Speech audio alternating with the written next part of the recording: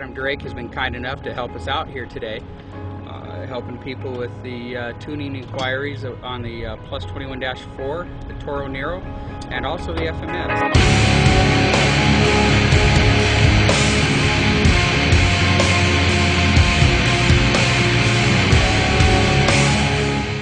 We've learned a lot and just kind of want to share that with everyone, just kind of the proper way of what we've learned as far as breaking in the engines, tuning the engines, different clutch setups, just little things that we've learned to help increase runtime, and also just the tuning and making the engines very reliable.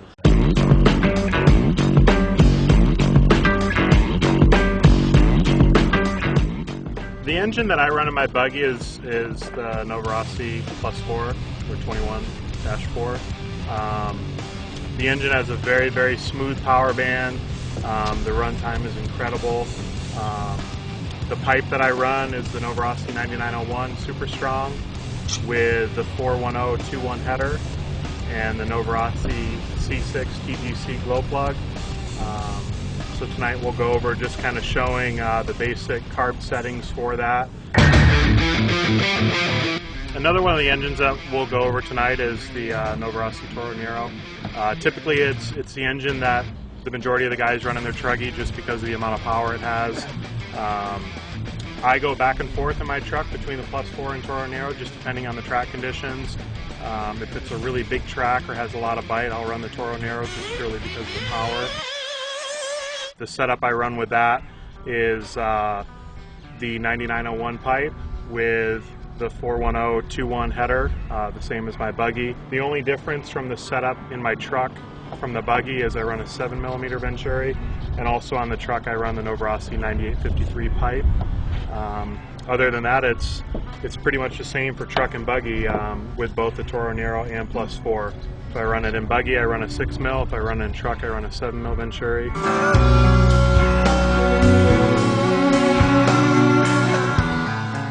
The third engine tonight that we're going to go over is the FMS.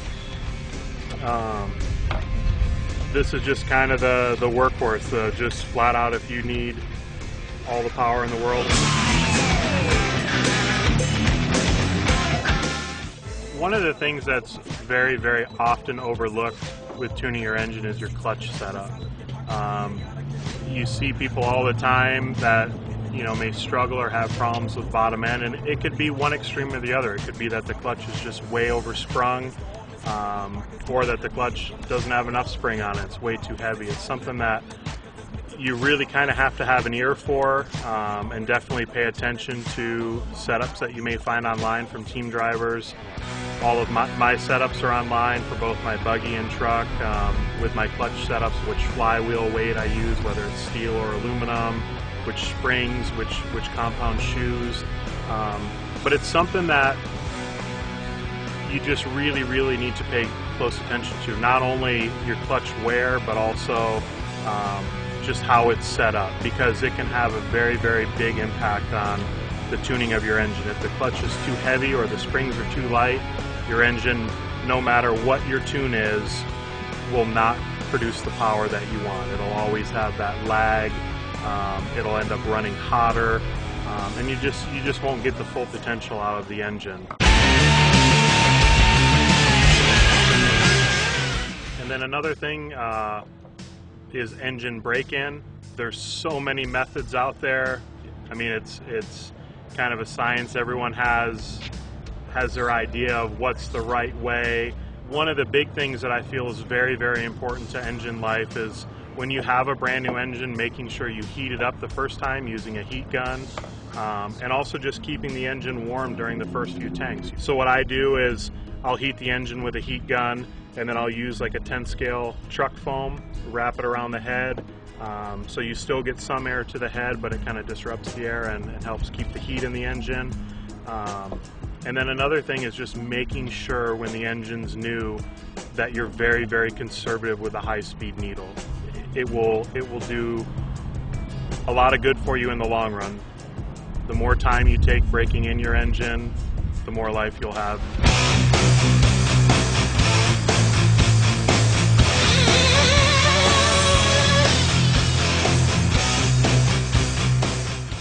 Another thing to pay close attention to when tuning not only a Nova Rossi engine but any engine is your linkage setup, making sure that you don't have too much dead band, and also that the carburetor is opening all the way. I see many times where a guy, his engine's struggling to have the top speed and also running very hot. And what happens is the Venturi is just not, or the carburetor is not opening all the way. So you're overcompensating by running a very lean setting on top. And also if your car flexes or bottoms out, something may flex or give, and the next lap it may go really fast on the straightaway because it's actually pulling it a little more. So it's very critical to make sure that your carburetor is opening the full length of the Venturi you're running. So for example, if you're running a 6mm Venturi, you should always pop the air filter off and make sure that the carburetor slide is opening that full 6mm. It doesn't need to open all the way until where the carburetor stops or is fully extended. It only needs to open the distance for the Venturi you're running. As far as the standard settings, for the +4, generally, depending on wherever you go in the world, for me, my engines are never really much more than a couple hours on top or bottom. The fuel that you run may make a little bit of a difference, but for the most part, these are very general settings that'll get you close.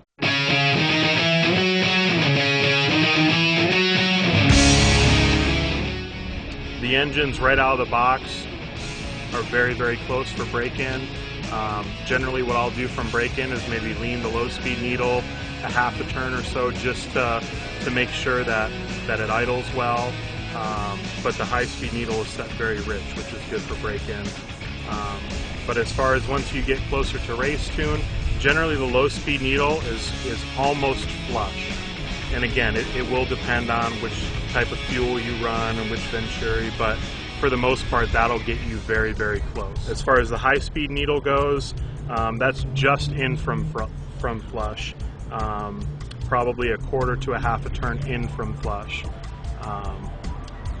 I see a lot of people using the +4 with the low-speed needle very far out on bottom. The engine will run fine there, but you'll kind of have an inconsistent tune as far as when you fuel. The engine will then be too rich. Sometimes you'll have mystery flame out. It's purely just because the engine is way too rich on bottom. As far as the +4, the high-speed needle is very close to the same setting on the Toro Nero as the +4. It's maybe a little bit closer to flush or a quarter turn in from flush, but the low-speed needle is considerably richer. The low-speed needle on the Toro Nero should be out about 1 turn from flush.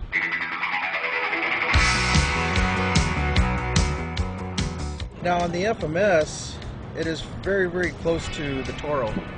On the bottom needle, it's just about a turn out from flush on the bottom, and it's pretty flush on the top. If you're looking for a little bit more power, then of course on the top of the needle you can go in just a tick more, maybe no more than a quarter turn, and you should be right there. It should be to the point where it's almost uncontrollable. Another thing that's a very commonly overlooked thing when tuning an engine is, for one, being too worried about temperature, but if you are using a temp gun, making sure that your temp gun, that the lens is clean. If you have a temp gun that has a lot of dust and dirt on it just from sitting in your box, your temps could be off 30 to even 40 degrees. So it's something that on a daily basis, every time when I'm at the track, I just always take my temp gun and just use my shirt just to help clean the lens.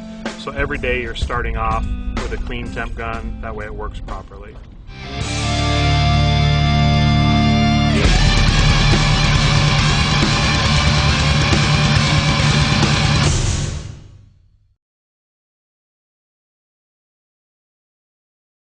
Factory ones would come out like that.